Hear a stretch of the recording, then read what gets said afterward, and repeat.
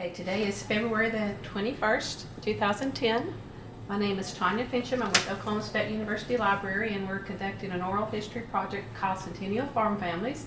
And we're here today in Coyle on the Hill Haven Farm with the Smalley family. We have Keith, Todd, and Kim Smalley. So thank you for joining us today. Let's start by having Mr. Smalley, Keith, tell us how the family came to have the farm to start with. Well, the farm was homesteaded by a fellow by the name of Cannon, and as soon as he proved up on the homestead, he sold it to a fellow by the name of Brass, B-R-A-S. And then in 1904, December of 1904, my great-grandfather bought the farm from Mr. Brass. The Brass family was from Pennsylvania, and they gave 2 acres right out here in the corner to the Quaker church organization. And there was a church built out here for a Indian mission. And it's been gone, of course. I don't even remember. My great-grandfather, Isaac Smalley, bought it, as I indicated, from Mr. and Mrs. Brass. And then when he passed away, my grandfather, Jeffy, he went by the name of Jeffy Smalley, came into possession of the farm. I don't know exactly how that happened, except through inheritance, or if he bought it from the rest of the family members or what. But then when Jeffy passed away, the farm went to his wife, Joy, and my father, Keith Smalley, #1. And my father at the time was a minor, even though he was married. And then his mother then deeded the South 80, which I currently own, to him. And when my father passed away, then let's see. My mother and father had bought the North 80 from my grandmother, who was Joy Smalley. Joy. Her maiden name was Walker. And let's see. Then the North 80 he bought from his mother, my grandmother, and it was deeded to them as joint tenants, the North 80. The South 80 was deeded strictly to my father. And when he passed away, which he did at the age of 41, then the South 80 became, my mother owned a third of it, and my brothers and sisters, my brother and sister, 2 brothers and sister, owned 2/3 of the South 80. We were all minors at the time. So, and then when my mother passed away, and they settled the estate, Todd, and your sister got the North 80, and my brother and I, Tim, is Dr. Tim Smalley, lives in Stillwater, got the South 80 here, and then I purchased his interest, and that's where we are today, I guess. Well, in 87, 91, then I bought Kelly's interest in the North 80, so I own the North 80, and Uncle Buddy owned the South 80. So we're in our 5th generation, if I 7th, 5th. In fact, there are 5 generations of Smalleys buried in this cemetery over here, west here. 7th. We're short livers. Isaac Smalley, I think he was in his 60s when he died. All the rest of them died real young. And Jeff Smalley died when he was 39, and then my father died when he was 41. They And, both died in this, not in this house, but in this house in the same room. Both of them had heart attacks, right? Just hard workers. Where did the original Smalleys come from? Do you know what Well, state? they came from Ohio. Isaac Smalley, the one that purchased the farm, originally came from Doris, who's what county? Upper Sandusky. Upper Sandusky, it's Wyandotte County. Wyandotte County, yeah. And what brought them to this area? Well, most of the people that came to this area came when the run was made for the land, the free land. Mm-hmm. But in this case,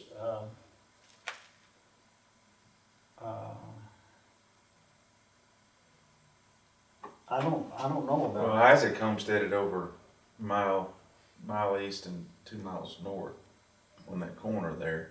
And then Cimarron City was built and a tornado hit and wiped it out. And then he bought the Kane place and then bought this place and then some other stuff and then ended up in Coyle.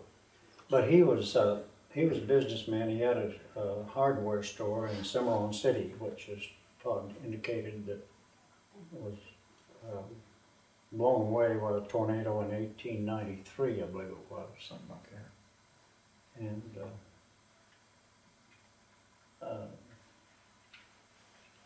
What did they originally farm?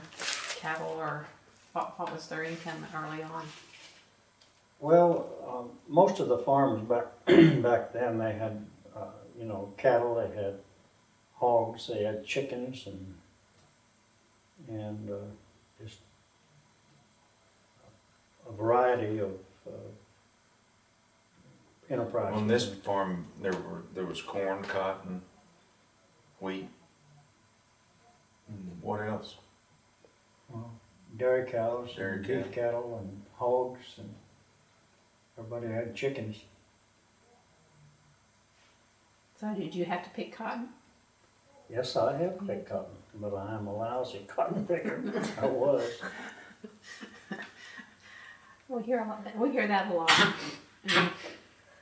And so what does it do today? What's its source?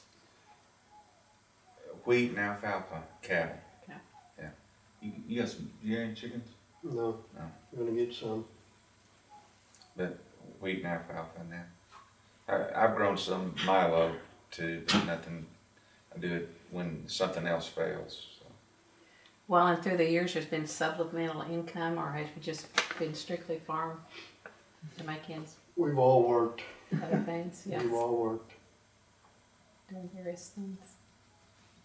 One of the memories I have here was used to be the black families pick the cotton and things like that. Was hearing them in the evenings singing out in the cotton field, and they would harmonize, and they were just beautiful. There were a lot of sharecroppers when Keith was growing up that would run around and do the sharecropping, and there was a ball diamond out here that they'd all get together and play baseball and such. It's still there, so.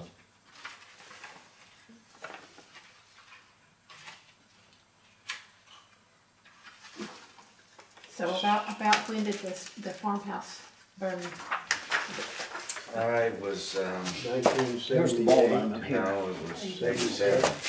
Yeah. No, it was 87.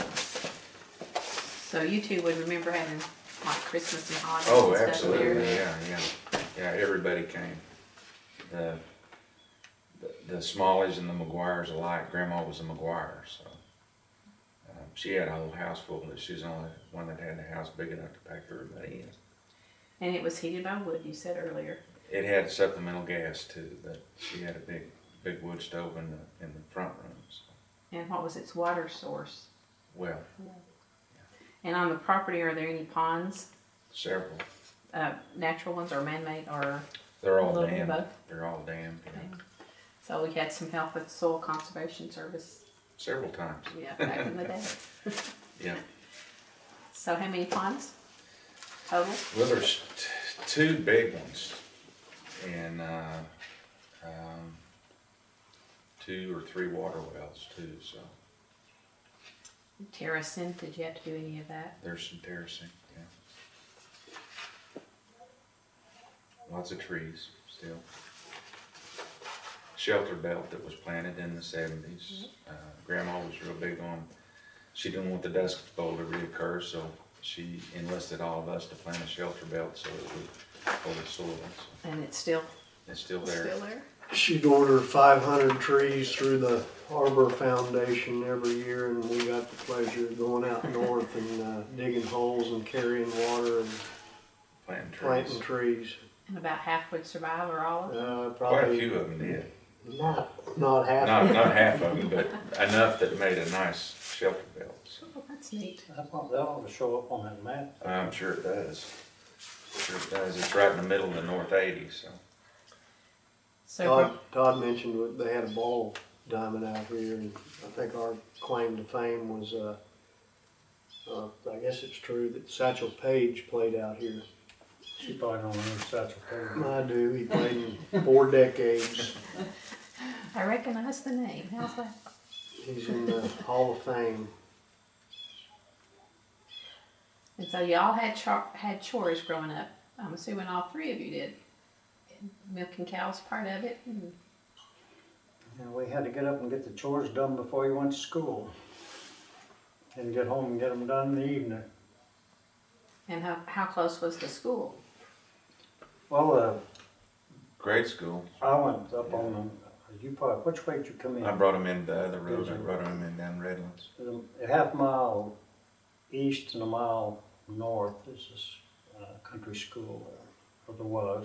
Progress. The one they moved a few years ago? No, that was IXL. That's a different one. This is Progress, and it's the building. Progress building is quite substantial. It wouldn't move very easy. It's cement. We'll have to go back that way. My grandma taught there. In fact, My she mother taught me. taught school there, and she taught my father in the 8th grade. Made for an interesting home life, didn't it? I think she probably spanked him too, did she not? Yeah, she used to take his cigarettes and pipes away from him. At one time, there was a gas plant on the place. Grandpa drove gasoline for a while. Yeah. But Texaco had a plant that was just on the North 80 on the hill, and there was such a large, substantial amount of oil and natural gas in the area that instead of pipelining or whatever, they just built a plant, and they took the plant out in '64. Was it? Oh, it was before Was 50. it? No. I know all the buildings were still there when I was growing up, because we used to go out there and play around in those buildings until we got caught by Daddy or something, and he'd get out of there, and then we'd go back to the house. And as soon as he'd turn his head, we'd go back down there and play some. Incidentally, they made gasoline and propane, and they made it from natural gas. Now, my dad worked as they called him a distillman there in the plant, and they had towers and all, and he'd take me through the plant and show me what happened in this particular part of the plant. What they brought the natural gas in, compressed it, and made gasoline and propane. I didn't pay attention to that. I wasn't interested, but I wish I'd have paid attention. But that's what I can't understand is why they can't do that today. Because they were making gasoline and propane there out of that natural gas. There's still a lot of oil field activity around here as far as natural gas, a large amount of natural gas. Under this property and other properties around, in the last several years, they've drilled 18, 19 wells. Successfully? Yeah, very successfully. Now, those producing gas from this farm right now. Yeah. They did a horizontal drill underneath there. That's very high quality gas. Helps with making ends meet to get some. Over the years, they have diluted the shares of royalties so much that we hardly get anything. That's probably true. And when we first got the lease papers for this particular well, I think there were 450 or something royalty owners under this place. So it's been diluted quite a bit. Well, when you were going to school, where did you go? I went to school at Perkins. They shut down the school in 64, 65. Just where right around that time, and then the Perkins and Coyle line runs right through the middle of this section, and we lived on the east side, so we went to Perkins, and everybody on the west side went to Coyle. You had to ride the bus then. Yeah. And I guess you were close enough to walk, or? Well, up to school every day, and when the snowstorms, the snow drifts were 7 foot tall. I don't believe there was a hill in there, though. So in the old farmhouse, what was your favorite room?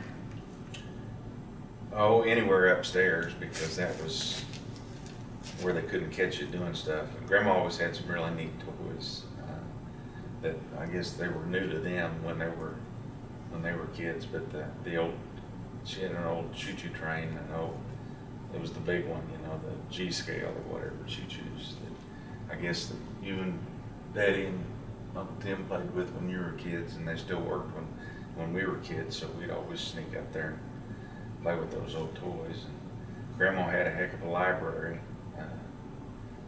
If you ever were doing any type of schoolwork or anything like that, it was before the days of computers. She had a library that was probably better than most schools around, so we'd always come to Grandma's house to do our homework when we were doing research. And well, she's a lifelong teacher. Probably had a set of encyclopedias then. Oh, she had more than a set of encyclopedias. I think she had every National Geographic from about 1900 to 1950, in a wall case that you could literally walk up and, peruse. And then she had every research book and every pamphlet that was ever written by, a certain organization or whatever. So if you're doing any research or anything like that, you came to Grandma's house. Well, she went to school her whole life. Was she involved with the home demonstration clubs or anything? Yeah. She was a WCTU member, a lifelong Quaker lady, so she was staunchly against alcohol. So. And did she quilt? Absolutely. Matter of fact, the day the house burnt down, she had made my dad a quilt, and it was a rose quilt. It was just absolutely beautiful, and Daddy had died prior to her finishing it. And when I had come over to check on her the day that the house burned, she had taken me upstairs, and she said, "Now when we get back from feeding the cows, you take this quilt. It was your dad's. You need to take it home with you, and I'll give it to you." And it was one of the things that burned up. We saved 2 chairs out of the house. That was it. So that pretty rose quilt, but she had probably 15, 20, 30 beautiful quilts that she always had a quilting rack in the front room. She would work on it. Got some pictures of some of those quilts or something. She would, Did she enter them in the county fair? I'm sure she had. But she also belonged to a quilting bee too. The women of the Quaker Church were in a quilting bee, and They still meet Yeah, up they're here on the corner in the old schoolhouse once a week. It's still quilt. Mhm. Grandma was a staunch believer in education and so forth. That's what I got from her for my high school graduation present, was a dictionary. There's pictures of the quilts that she made there. Well, she did some applique and She did it all by hand. It wasn't August, machined, so it was good stuff. pretty iris one. You're pretty. So she entered those in the county fairs. Were you involved with 4-H while you were in school? A little bit. I think you guys probably were too. Yeah, it's pretty much 4-H was pretty prominent in the schools. They used to come down to the schools and organize. And I'm assuming you had a big garden? Yes, Did your own canning? yes.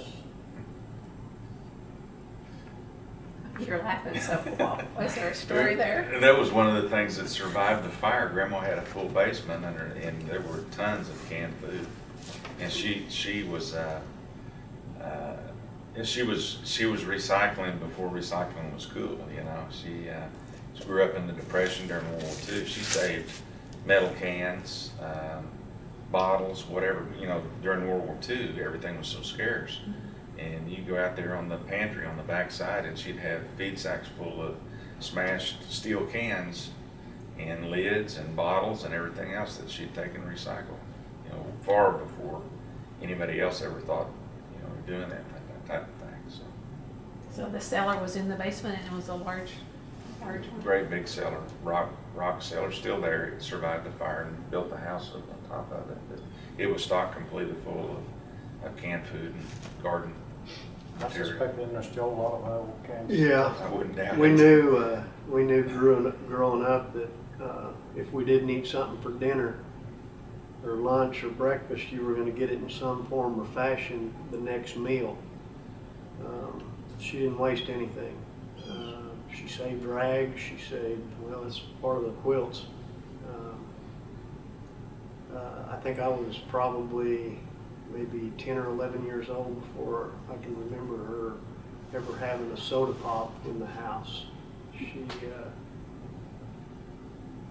The water here was real high and was having sulfur, and it kind of, at the time we lived in Nebraska, and we would come down and Grandma would always go up to my aunt's house and bring well water back and keep it in the icebox because it was a little better to drink than what she had here. She always claimed that there was minerals in the water and it didn't bother her, you know, but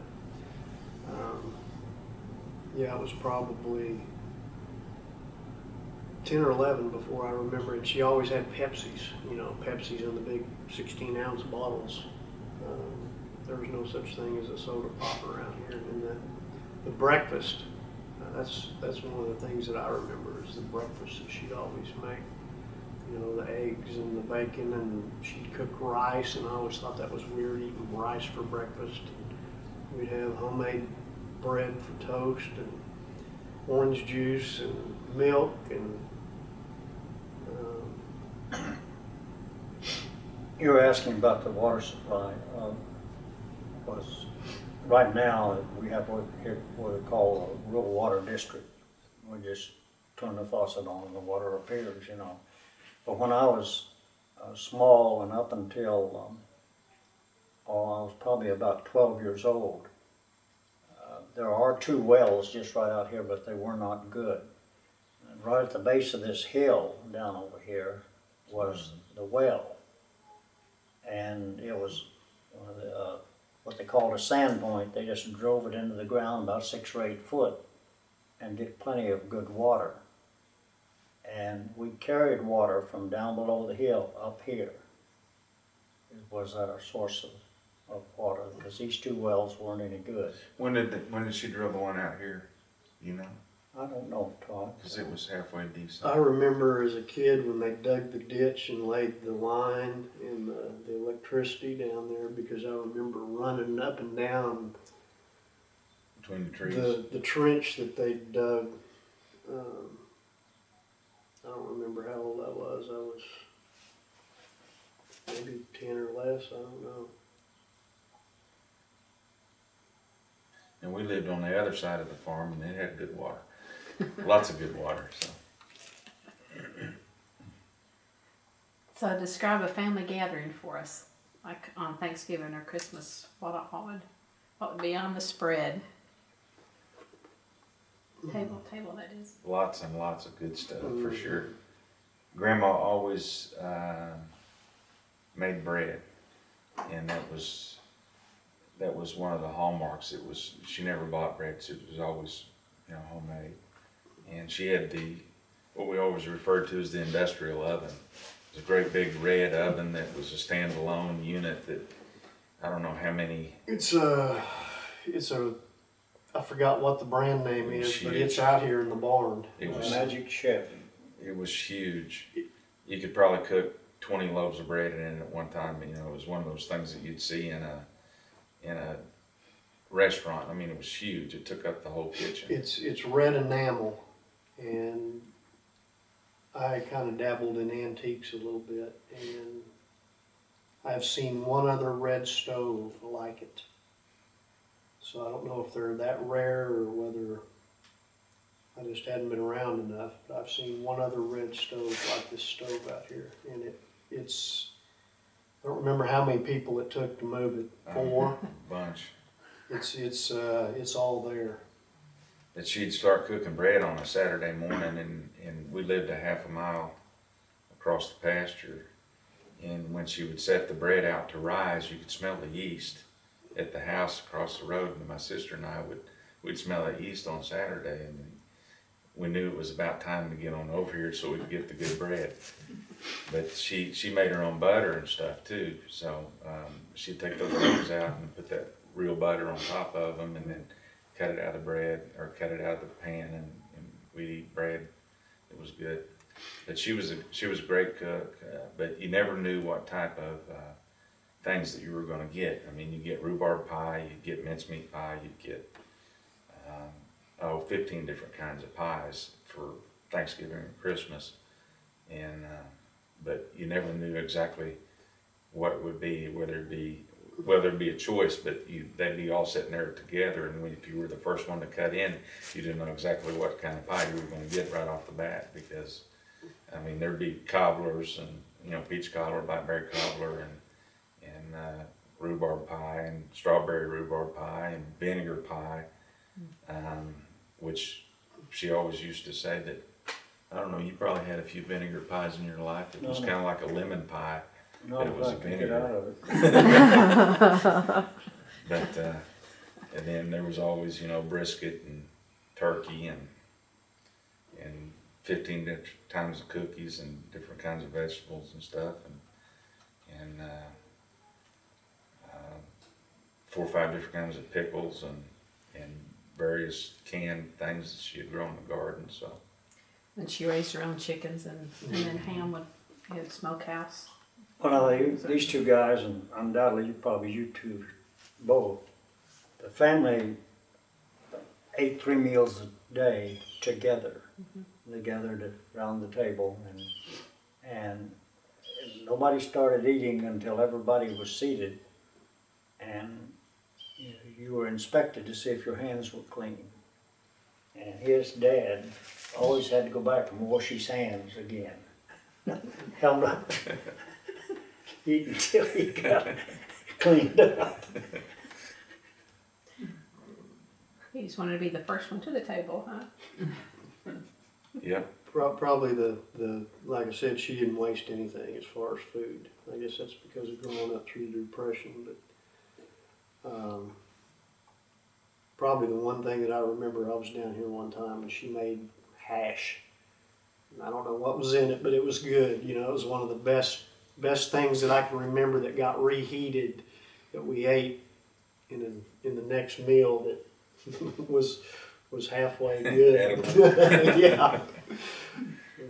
What was this red stove, electric or gas? It's gas. Yes. That's- And then the wood stove, was it strong enough to heat the second floor? Would you have to? Oh, there was no heat up there. The winters were cold, and There was 20 blankets on each bed. a lot of people don't like rain, but in the summertime when the rain came, it cooled it off, and it was a story and a half house, you know, and There it was was like rain because it cooled things off. a water cooler in the house. There was no air conditioning. In fact, she probably even fought a water cooler too. she didn't write very often. She didn't. She was a tough old bird. They have indoor plumbing. Yes. When we were around and when they weren't, I don't think they had. No, we didn't. When we carried the water up, no. When they remodeled the house, they put in a bathtub, but no running water. We had no running water, so they carried the water up here and poured it in the bathtub, and you first one in got the best water. Yes. The water was reused. She used to have a bamboo plant planted out back here, and there was a garden hose with a shower head. And I remember as a kid taking a shower out there with cold water. And I don't know when that went away, but it was like an arbor, you know, that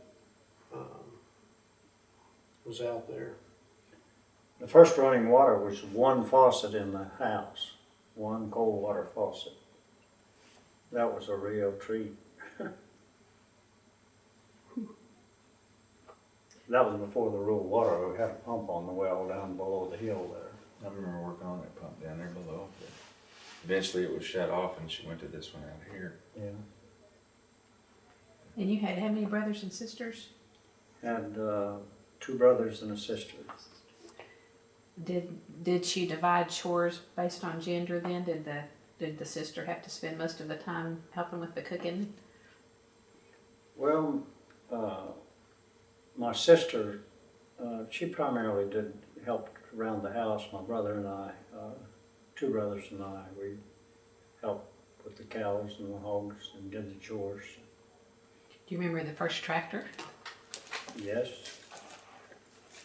It was an old Fordson tractor. Very, very old. I don't have any idea. It was probably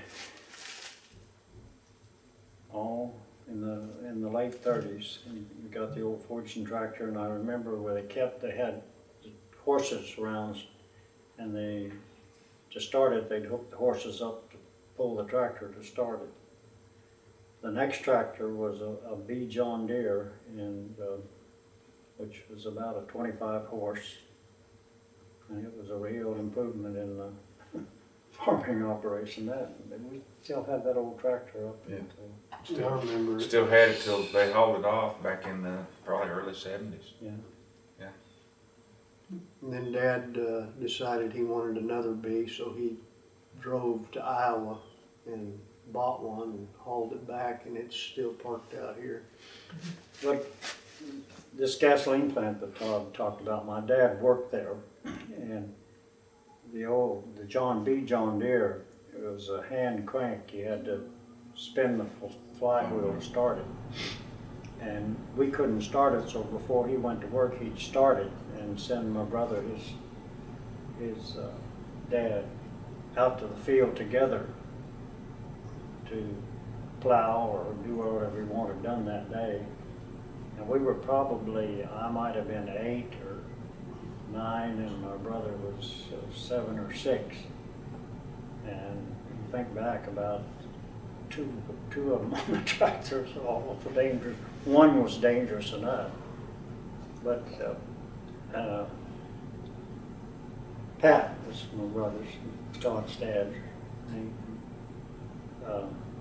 He was always big for his age. I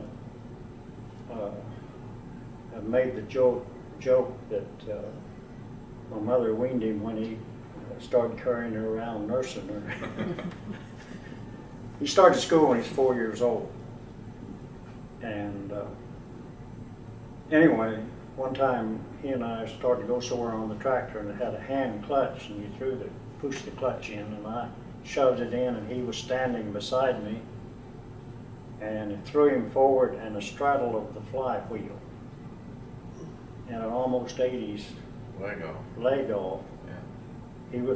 He's so big and strong, so much bigger than I was. When he fell forward, he grabbed the clutch, and I couldn't pull it back. And I don't remember how he got the tractor stopped, but he cried all night that night. They didn't even take him to the doctor. You didn't go to the doctor for minor things, you know. But he had a big burnt place on his leg here, and the calf of his leg was.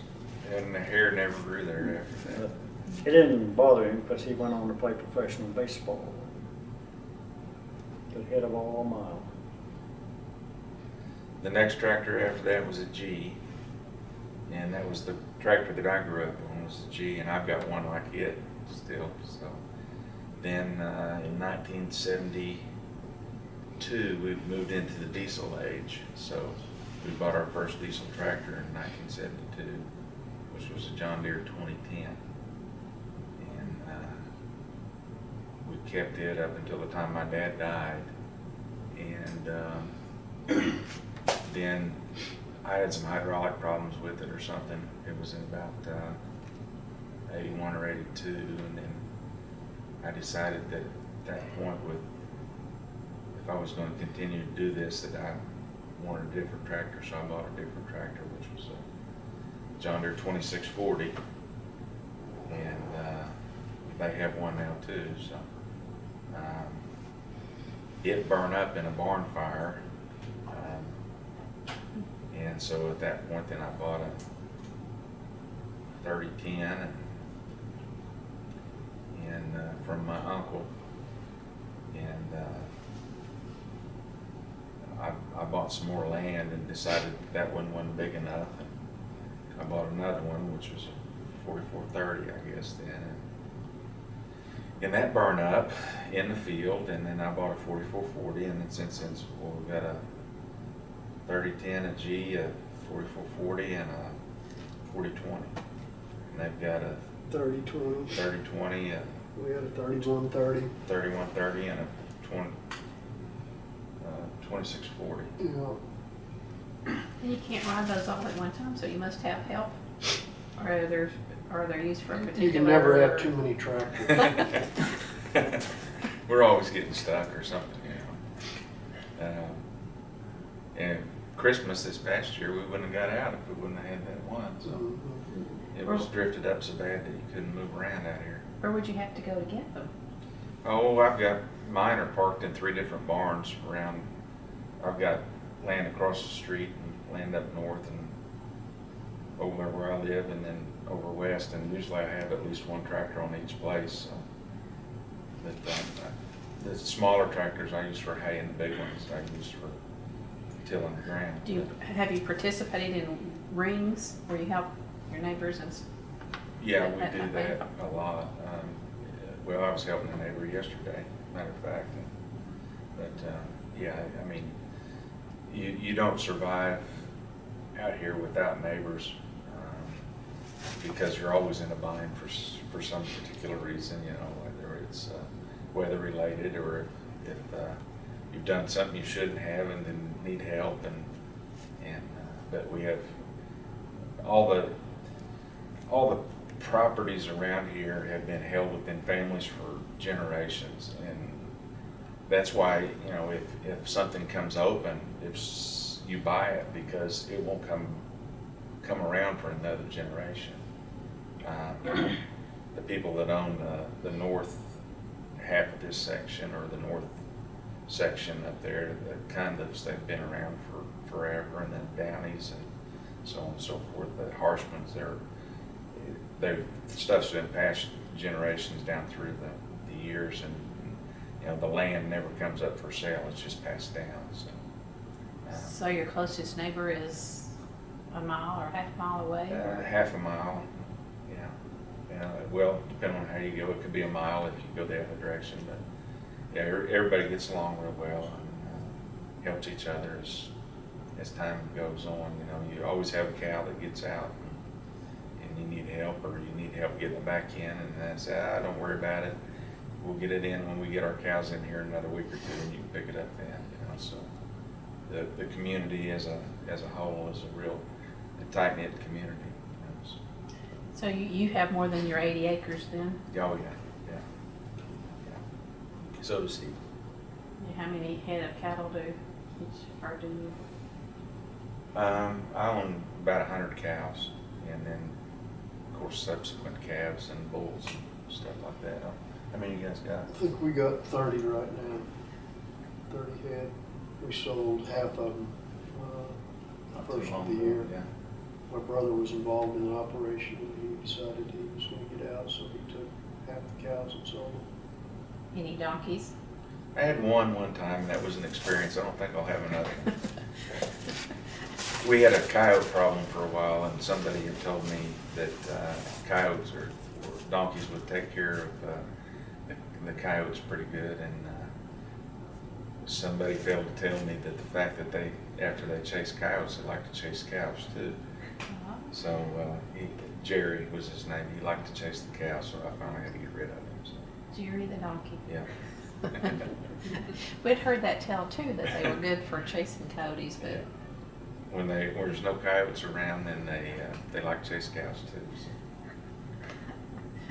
So. So when you were a child, you farmed with a horse, plowed with a horse? Most of my childhood.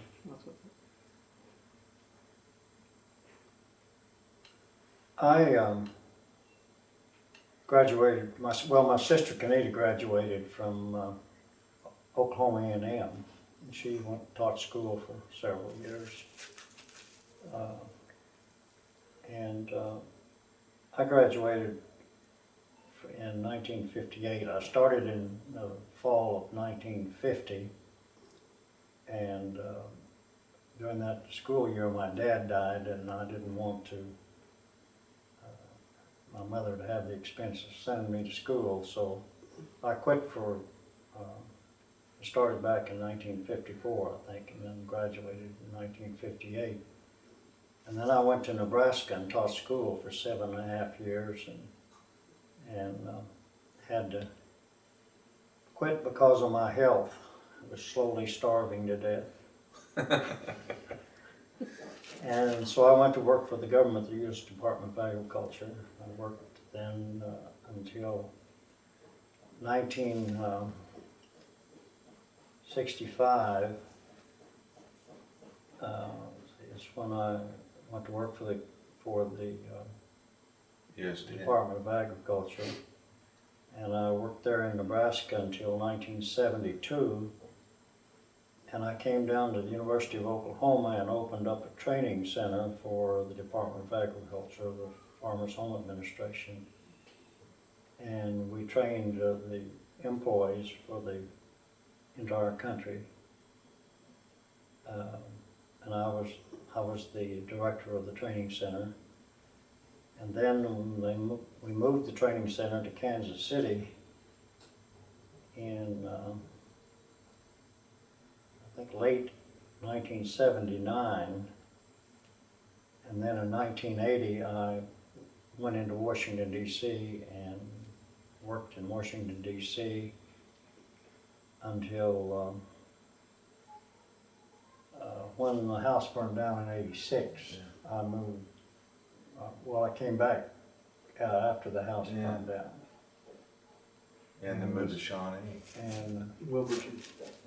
yeah, and then I met this lady over here, and then I went back to Washington and was the assistant administrator for farmer programs up there until 1994 when I retired and came back here.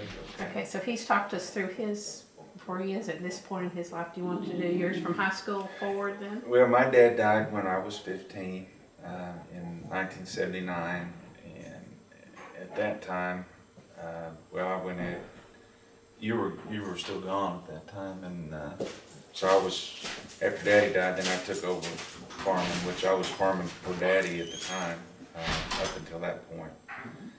And so I guess in '79, when my dad passed away, then I kind of took over the operations here, and I graduated from high school in 1980 and went to college. So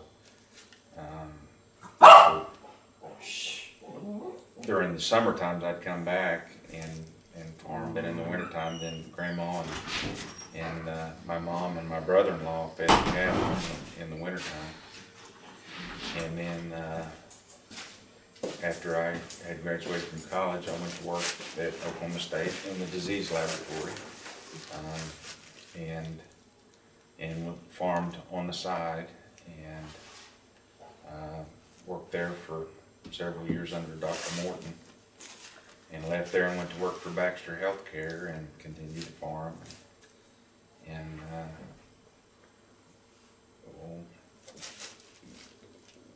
worked there for 17 years and then went to work for Mercury, and then they decided to shut Mercury down here, so I went to work back over at Tulsa, so I still farm and work another job, so And commute, quite a commute. for you. quite a commute. And you live on the farm? I live half a mile west of here. West, okay. I'm assuming you graduated from OSU then? I graduated from Oklahoma Christian University. Okay. Not the others, one a little further No, south then? no, I've got my degrees in chemistry and microbiology. I had a dual degree in chemistry and microbiology. And I played baseball, that's the reason why I chose there. I got to go to school free for playing baseball, so. And it's not too far from here. Yeah, it's 50 miles, or 40 miles, however you look at it, so. You had one sister? I have one sister and three kids, 2 boys and a girl. One girl is in a dental hygienist in the Air Force and just got back. You said 2 boys and a girl. Well, 2 girls and a boy. What makes Okay. The oldest daughter is dental hygienist in the Air Force, and she just got back from Germany last week. So she's been over for 3.5 years, and she has 3 little boys. Her and her husband do. So, and I have another son or my son is in the Coast Guard. He's a rescue swimmer. One of those crazy idiots that jumps out of a helicopter to save somebody that messed up bad.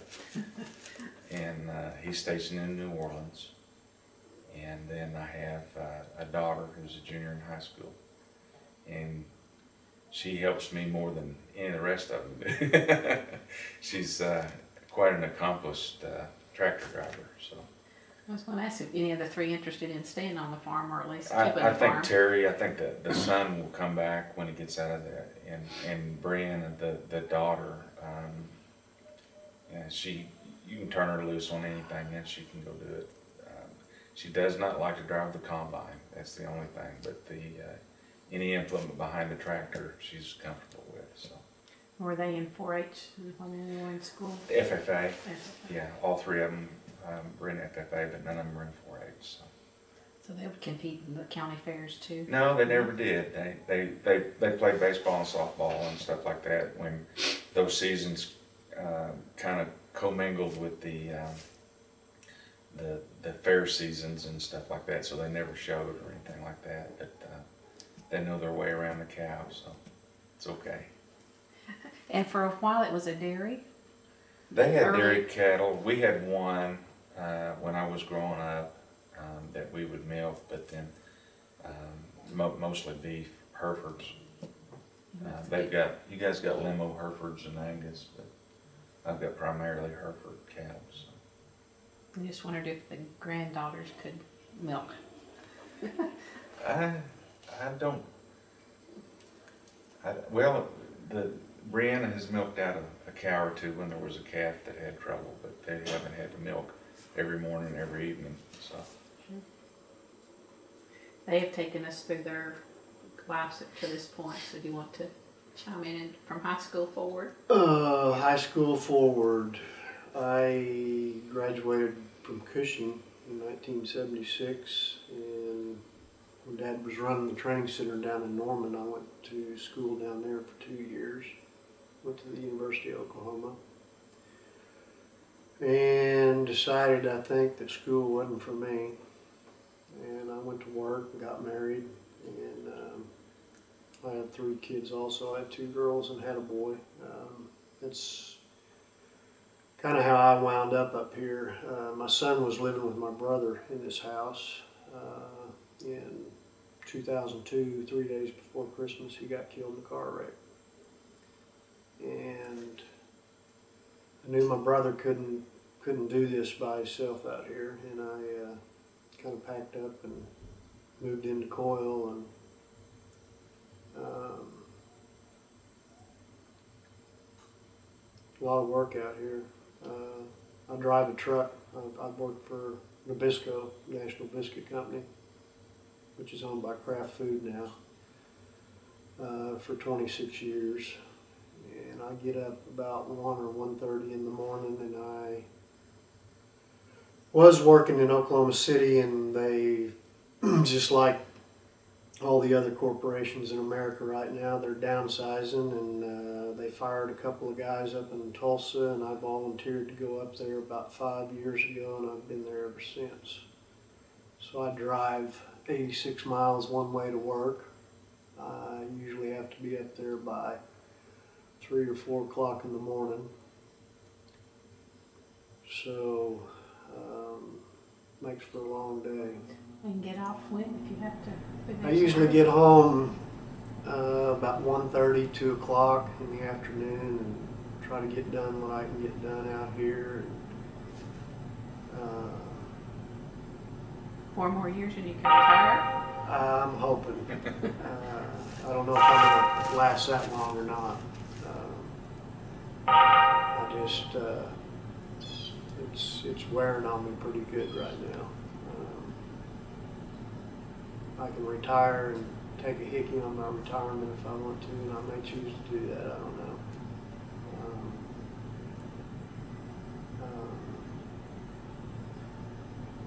We'll see. We'll see. Go back from driving a truck to the tractor. Yeah. We share weather reports quite a bit. Yeah, I leave before he does. He leaves, and I get, and so I know I can. He calls at 7 o'clock when I'm on the road and said, "Well, how much it rained last night?" And I'll tell him, and then he'll say, "Well, okay, I'll call you when I get home." So we share weather reports all the time. During the snow here, a while back, it took me 3 hours to drive 86 miles. And I came home, it took me 2.5 to get home, so I spent 5.5 hours on the road that day and wound up working I went all the way to Stillwell. So usually when I get home, I've got 300 or 350 miles underneath my belt for the day. And, You need the gas plant on the property, Yeah. don't you? Well, from when my mother died in 1989, and that fall, Kim's brother, Kirk, he's just younger than Kim, he moved out here on the farm. He was working in Dallas at the time, and then he was the operator from 1989 until this past year when he kind of went in partnership with him, Kim, when 2 years ago, or Kim always had livestock here and helped when he could. But they decided to split. Kirk is a sheet metal, what would you call him? He's a sheet metal worker, and he works almost entirely down at Tinker Air Force Base. He has a full-time job down there. He's a foreman for who? It's over Matterly or something. Matherly Construction Company. Construction. They're the largest sheet metal company in Oklahoma. But this past year, he built a house up on another place we have up here, and is now living over there, and he doesn't have an interest in the operations since then. So what's the total acreage for today? For me, about 400 acres. And I don't know how many you guys got. Around 200. Yeah. A piece. So have you walked all 400 miles? 400 acres? I know most of it, yeah, Of where every tree and rock is? pretty well, yeah, because you got to hunt for cattle every once in a while. And growing up, did you swim in the ponds? Oh, What's your absolutely, favorite one? yeah. I think as a kid, the cooling tower from the old gas plant drained into the pond down here. Dad would always tell us how cold the water was, and it was always full. The ground out here is pretty sandy, and it soaks the water in pretty good. And, after they tore the old gas plant down in the cooling tower, I guess most of the water went away, and basically there for a while it was just basically a mud hole, whole little water. And during the summer it might be yay deep, you know, full of tadpoles, and that's about all it was good for until we had all that rain a few years ago and washed the pond dam out. And he got with the SCS service and had the dam rebuilt, and so far it's held water and had never gone dry. So when a piece of machinery would break down, would one of you be able to fix it, or would you have to have someone come in to do it? By and large, we can, for most minor things anyway, if it's not an engine overhaul or something like that, then we can fix it. The engine overhauls, we typically enlist the help of neighbors.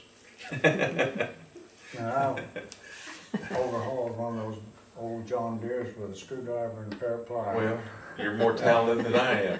Baling wire, Well, belt tape. 2-cylinder jobs. My wife works for P&K, so that helps. So. She's a parts gal, so. Well, that helps, I'm sure. Yeah. So when you bale hay, do you do the square or the round, or? Both.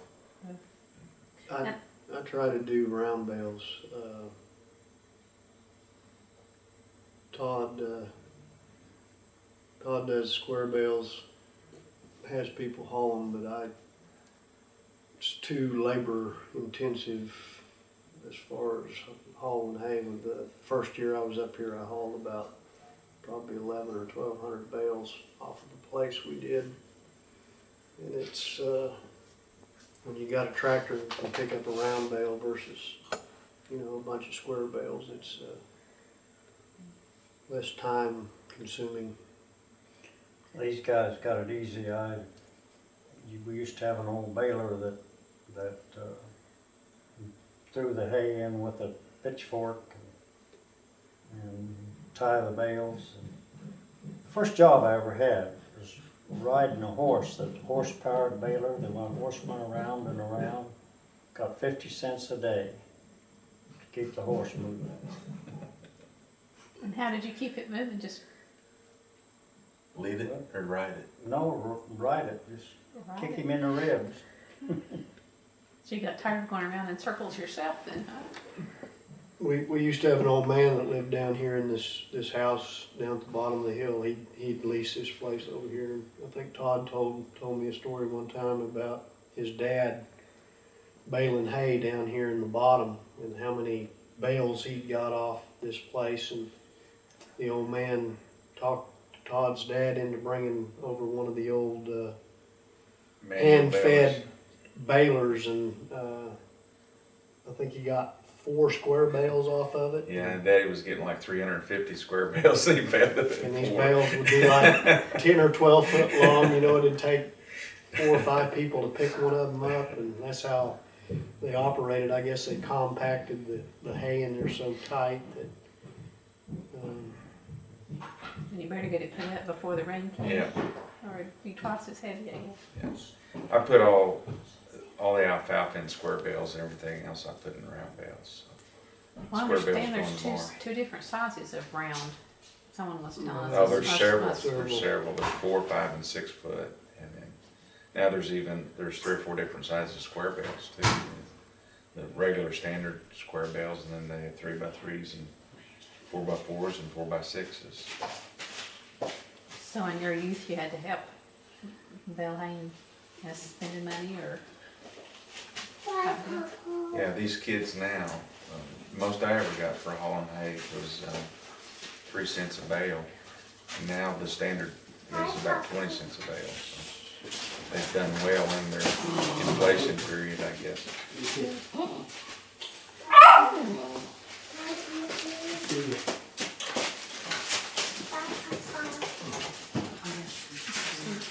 So what would be one of your favorite farm stories? Could be anything. Favorite memory of the farm? I think the thing that stands out in my mind, which Uncle Buddy said that, I call him Uncle Buddy, is Keith. We know him as Buddy. But when I was a kid, we had no truck. And my dad was a big guy, big and strong. And we were hauling hay. And I was up about, I don't know, 8 or 9 bales high, sitting on top of the truck, and Daddy was taking them and throwing them up to me, and I was stacking them, and I had stacked it out, and there were a few bales left, and I was probably up 10, 15 feet high, and Daddy asked me, he said, "Where do you want this one?" I was 12, 13 years old, and I was kind of smart aleck kid, I guess, and they said, "Oh, you can't throw it up here." Well, that's the wrong thing to say, because he hit me in the chest with it and knocked me off the other side of the truck. So that was a good story. And then my cousin and I, Bill Luster, which he was telling about his daughter, were hauling hay out of the bottom down here, and Grandma was helping us. And we put it in the old wood barn out here. It's kind of hard to neck it up in there and back up. And Grandma would drive the truck in the hayfield, but she didn't like to drive it up the hill to make the corner and put it in the barn. She was probably 80 years old, I would imagine at the time, 75, 80. And so we were hauling hay, we finished stacking up the back and getting ready to head up the hill, and Grandma yelled at me, she says, "Todd, get up here and drive us up the hill for me." So I jumped in the front of the truck there, and right as I opened the door, a whisk of wind came up into the truck, and Grandma was sitting there next to me on the seat, and she sneezed, and she spit her teeth out on the floor. And she looked at me with the straightest face as anybody could see and just said, "I bet you can't do that." But I'll never forget that as long as I live. I laughed and laughed and laughed. And do you have one or two? I can't think of any right at the moment. Any mischief you got into? Well, the discipline today would have got your parents in jail, because whenever you're told that whenever your dad gets home you're going to get a spanking, it was pretty bad. Because that wasn't something you looked forward to. Tell them about the flower. Oh, I don't remember this story. I mean, I know the story, but wasn't old enough to remember. But my parents had been to town to buy their monthly supply of groceries, and when they came back, my sister and I were the only children at the time, and she was she was a couple years older than I am. And according to the story, my parents went out to do the chores when we got back, and they just set the groceries in the house. And when they came in from doing the chores, we somehow had gotten a 50-pound bag of flour open, and my sister had dumped it all over me, and I had been all over the house. And I guess scattered flour all over the house, and my mother said she just sat down and cried, because she said she didn't know how she was going to feed us for the month.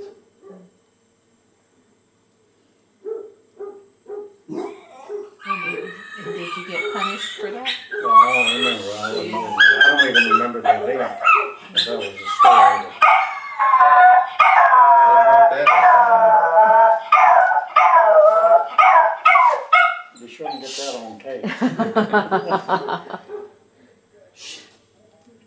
But we were a very close-knit family.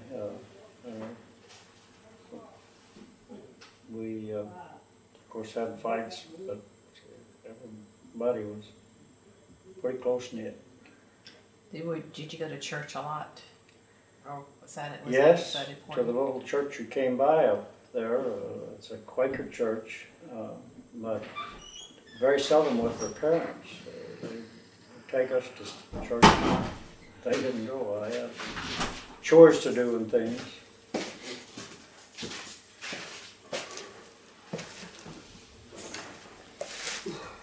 have any questions you want to ask Julie? Well, with how everybody has the second job, and you farm part time and you work, full time. What are some of your bigger challenges that you face today with keeping the old place running? Well, I think the biggest thing is speed. I've upsized equipment in order that it doesn't take as much time to do it. You can run over a piece of ground with a 150 horsepower tractor and a 5-bottom plow a whole lot quicker than you can run over one with a 45 horsepower and a 3-bottom. And so I think probably speed is how I've dealt with it. And the kids, they help out a lot. And that's another reason why you have more than one tractor, is because you can be running one and somebody else can be running one at the same time, so that helps a lot. And it's easier now than it was, I guess, because things always shut down during baseball season.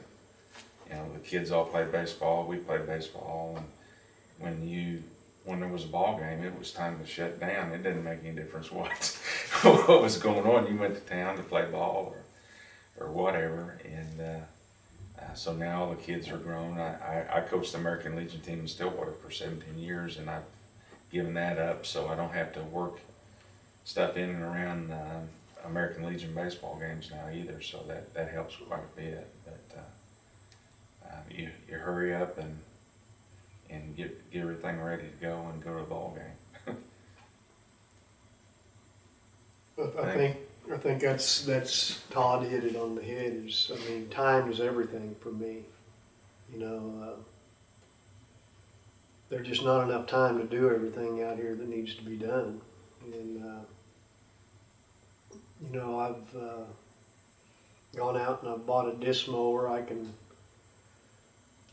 mow 20 acres in 6 or 8 hours versus spending 3 days down there with a swather. And Todd and I help each other out quite a bit. I get off earlier than he does, and I'll cut the hay and lay it down and get it raked, and he'll bring his round baler over and he'll roll it. And back when the weather was so bad here, the last couple of months, I've fed his cows for him before he got home in the evening, and so he wouldn't have to get out there at dark, and try to mess with it. We pretty well help each other out, when we can. These guys are what are known as sundowner farmers. Do most of the work after sundown. Lights were a good thing. When they developed lights, it helped. Headlights on the tractor. And they even have windshield wipers now, Yeah. we're told. Uh-huh. So, Yeah. and air conditioning, some of them. Yeah. I'm basically just their critic. I'm sure they come and ask you questions. No? Don't pay attention anyway. Well, is the baseball or softball field still used? We've had a few ball games out there. Yeah, we've had a few 4th of July ball games out there. Yeah. It seems like it's still a family affair then, huh? Pretty well. We get along pretty good. So what do you see for the next 100 years? Well, we're getting kind of thin. I think I've got the only male Smalley still of the next generation. Kim's son was killed in a car accident. At least my portion will go to my son to keep in the family. Don't know. I've got two grandsons coming up. I don't know what that's going to turn out to be, but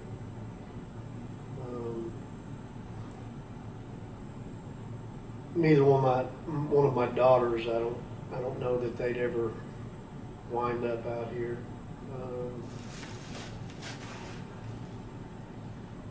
Of course, you never know. There may be a surprise somewhere down the road. Of course, Kim's son that was killed, Jared, he was really in love with this place, and we depended on him to be the guy that filled in the gap, but he wasn't to be. Now maybe a son-in-law. My daughter, my oldest daughter, has indicated that she's gonna move back after she gets out of the service. So they've got three little boys, so that'll help a lot when they move back, so. Well, it's a pretty good location. You could get to Stillwater or Guthrie or Yeah, Oklahoma City. pretty easy. Tulsa's a little bit far, but doable. I like being out here because, I mean, you don't realize